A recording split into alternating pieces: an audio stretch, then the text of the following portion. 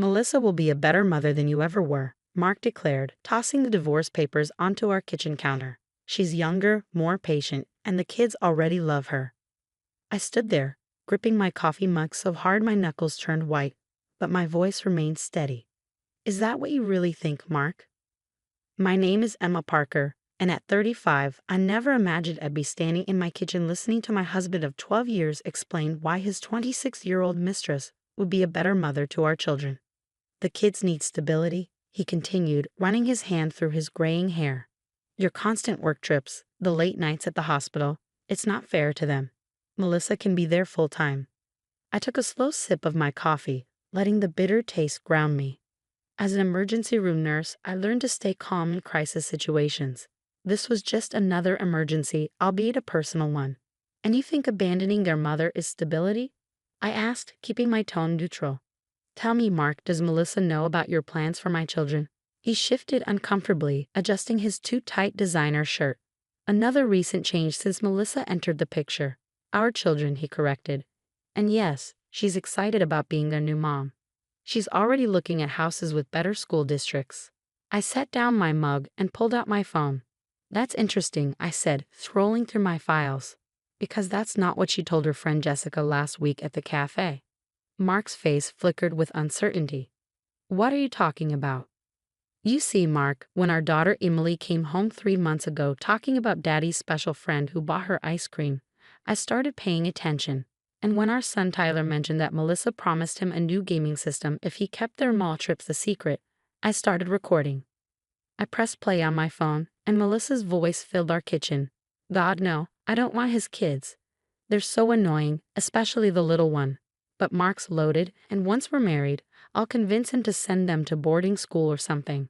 His wife's too busy saving lives or whatever to fight for custody. Mark's face drained of color. That's not real. You're making this up. I played another recording. Yeah, babe, Emma works tonight, Mark's voice this time. We can use the house. The kids are at my mother's. No, don't worry about them. Once the divorce is final, we'll figure something out. You won't have to deal with them much, I promise. There's more, I said calmly, watching his facade crumble. Like your conversation about using my work schedule against me in custody proceedings. Or Melissa's detailed plans for spending my children's college funds on her lifestyle business. Would you like to hear those too? Mark slumped against the counter, his arrogance deflating. How did you? I'm a mother, Mark. I pay attention. And while you were busy planning your new life with Melissa, I was protecting our children. Emma, we can talk about this, he started, but I cut him off. Oh, we will talk about this.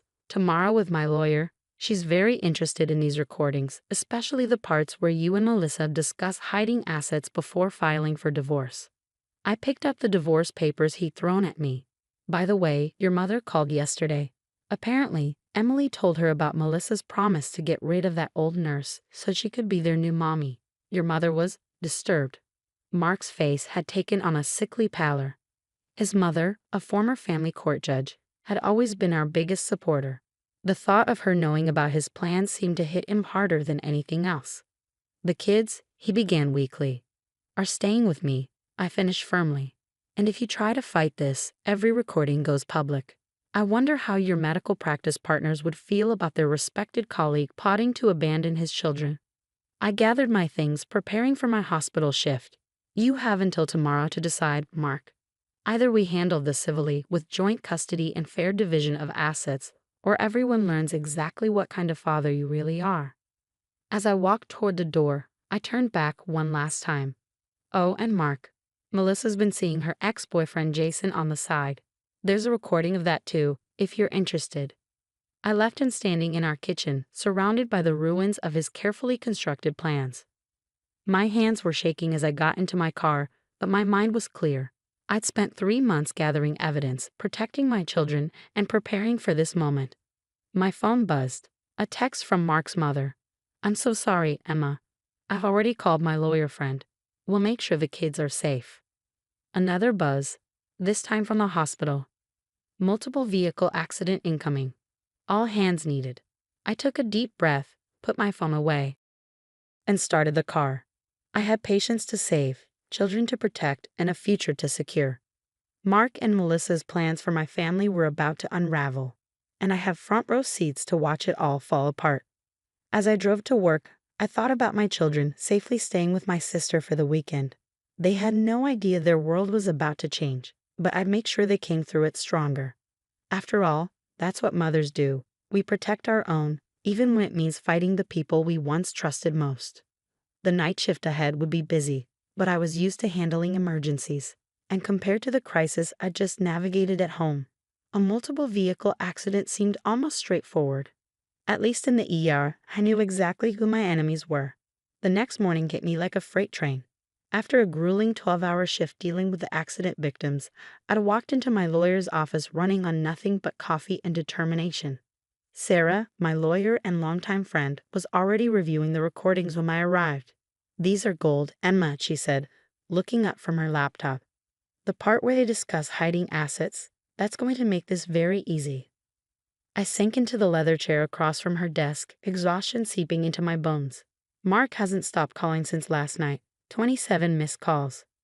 "Let him sweat," Sarah replied, pulling out a thick folder. "His mother called me this morning.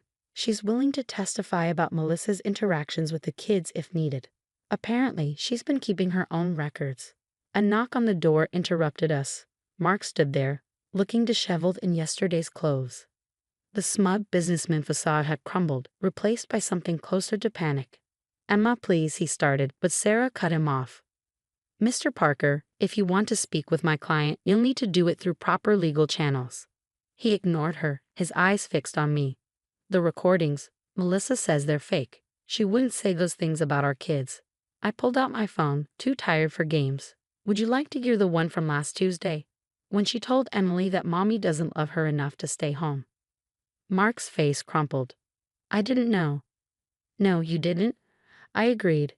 "Because you were too busy planning your new life to notice what was happening to your children. Did you know Tyler's grades have dropped? That Emily's been having nightmares?" Sarah cleared her throat. "Mr. Parker, we have a proposed settlement agreement prepared. I suggest you review it with your lawyer." I watched as Mark skimmed the documents, his face growing paler with each page. Joint custody, but primary physical custody would be mine. The house would stay in my name. The children's college funds would be placed in a protected trust. "This is everything," he whispered. "You're taking everything." "No, Mark," I corrected him. "I'm protecting everything. Our children, their future, their stability. The things you were willing to sacrifice for Melissa." His phone buzzed. The look on his face as he read the message told me everything I needed to know. "Let me guess," I said quietly. "Melissa's not happy about the recordings." He slumped into a chair. She's leaving. Says this is too much drama. That I promised her an easy divorce and comfortable life. Not this." Sarah handed him a pen. "The settlement, Mr. Parker. Either sign it now, or we take this to court with all the evidence." As he reached for the pen, another knock echoed through the office. This time, it was Mark's mother, Patricia, her silver hair immaculate as always, her expression carved from stone. "I thought I'd find you here," she said to Mark. "The hospital board would like to speak with you. Something about ethical concerns regarding your recent behavior?" Mark's head snapped up. "Mom, you didn't." "I didn't have to," Patricia cut in. "Emily told her pediatrician about Melissa's promises and threats. The doctor, being a mandated reporter, felt obligated to inform the relevant parties." I watched as the last pieces of Mark's world crumbled around him. His carefully constructed plans, his dreams of a fresh start with Melissa, his reputation, all of it falling apart in this small office. He signed the papers without another word. As he stood to leave, Patricia blocked his path. "One more thing," she said, her voice ice cold. "I've spoken with Emily's therapist. We've documented every interaction between Melissa and the children. If either of you come near them without proper supervision, the recordings won't be your only problem." After they left, I finally let the tears come. Sarah pushed a box of tissues across her desk, giving me a moment to collect myself. "You did good, Emma," she said softly. "The kids are safe. That's what matters." My phone buzzed with a text from my sister. "Kids are asking about pancakes for dinner. Coming home soon." Through my tears, I smiled. Pancakes for dinner, our family's traditional comfort food. Tonight, we need it. Just one more thing, Sarah said as I gathered my things. The hospital board, they're not just concerned about Mark. They're impressed with how you handled everything while maintaining your professional responsibilities. The head nurse mentioned something about a promotion. I paused at the door, thinking about the future stretching out before us. It wouldn't be easy. Divorce never is, especially with children involved. But we would face it together, my children and I, with pancakes for dinner and the truth as our shield. First pancakes, I said. Then we'll talk about the future. 6 months later, I stood in our redecorated living room, watching Emily and Tyler help each other with homework. The changes in them were subtle but significant. Emily's nightmares had stopped, and Tyler's grades were back up. Sometimes the best medicine is simply truth and stability. Mark had stuck to the custody agreement, though his visits became less frequent after Melissa publicly moved in with her ex-boyfriend Jason. The children's initial confusion had given way to understanding, helped along by their weekly sessions with Dr. Martinez, their therapist. "Mom," Tyler called out, looking up from his math homework. "Can we have pancakes tonight?" I smiled, remembering that first night after the lawyer's office. Pancakes had become our symbol of resilience, a reminder that we could make something sweet out of life's bitter moments. "Sure, buddy. But first, I have some news to share with both of you." They looked up expectantly. Emily's dark hair fell across her face, so much like her father's, but her determined expression was all mine. "Remember how I've been working extra shifts lately?" They nodded. "Well, it's because the hospital offered me a new position. I'll be the emergency department's clinical coordinator." "Does that mean more work?" Tyler asked, his forehead creasing with worry. "Actually, it means more regular hours. I'll be home most evenings, and we'll have more weekends together." Emily's face lit up. "Really? No more overnight shifts?" "Very few," I promised, "and Aunt Jessica will still help out when needed." The promotion had come as a surprise, though Patricia, who still served on the hospital board, later admitted she'd spoken highly of my professional conduct during the divorce. Sometimes, handling personal crises with grace has unexpected professional benefits. My phone buzzed. A text from Mark. "Kids still on for this weekend?" I replied with a simple yes, our communication now limited to logistics about the children. It wasn't ideal, but it was peaceful, and peace was what we needed. Later that evening, as we gathered around the kitchen island making pancakes, the doorbell rang. Patricia stood there, holding a familiar box. "I found these while cleaning out my attic," she said, setting the box on our counter. "I thought the children might want to see them." Inside were photo albums from when Mark and I were first married, when the kids were babies. Pictures of happier times, before ambition and selfishness tore our family apart. "You're still family," Patricia said quietly, watching the kids flip through the albums. "What my son did, it doesn't change that." She became an unexpected ally, ensuring the children maintained a connection to their father's family while fiercely protecting them from Melissa's influence. Last month, when Melissa tried to contact Tyler through social media, Patricia had handled it before I even knew about it. As we shared pancakes and memories, I realized we created something new from the ashes of my marriage, not a broken family, but a reconstructed one, stronger in its repaired places. My phone buzzed again, this time with a message from Sarah. "Final paperwork filed. It's officially over." I excused myself for a moment, needing space to absorb this milestone. Standing in my bedroom, now painted a peaceful blue instead of the beige Mark had insisted on, I caught my reflection in the mirror. I looked different, stronger, more myself. The sound of laughter drifted up from the kitchen.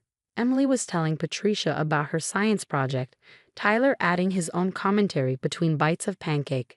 This was our reality now, and it was a good one. I rejoined them, sliding back into my seat as Tyler began explaining his latest video game strategy to his grandmother. Patricia caught my eye and smiled, a look of understanding passing between us. "More pancakes, Mom?" Emily asked, holding up the spatula. "Yes," I said, watching my daughter carefully flip the pancake, her tongue sticking out in concentration. "I'd love some." Life wasn't perfect. It never is. But as I sat there with my children and their grandmother, sharing pancakes and planning weekend adventures, I knew we'd found our way to something better than perfect. We'd found our truth, our strength, and most importantly, our peace. Sometimes the best revenge isn't about getting even, it's about getting better. Mark and Melissa could have their drama and schemes. We had pancakes, homework, and love. In the end, we got the better deal.